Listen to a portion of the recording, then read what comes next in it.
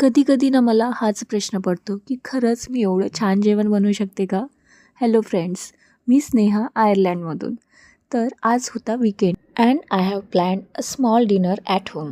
So मी बनवत आहे इंडियन स्टाईल मसाला मशरूम. मी 20 मिनिटं आधीच मशरूम मॅरिनेट करून ठेवले होते आणि पोळ्यांचं पीठही भिजवून ठेवलं होतं.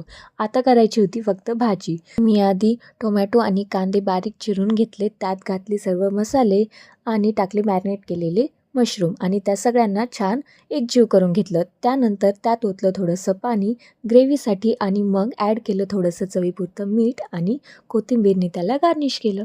And have to say the smell was really delicious.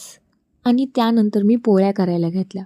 खरं सांगू मला माझ्या मम्मीसारख्या पोळ्या अजिबात जमत नाही. पण तरीही मी प्रयत्न पूर्ण केला. मग नंतर भूक तर खूप लागली होती म्हणून पटापट सर्व पोळ्या करून घेतल्या आणि तयारी केली आमच्या छान डिनर डेटची. सो तुम्हाला आमची ही डिनर डेट कशी वाटली ते कमेंटमध्ये नक्की सांगा. थँक्यू.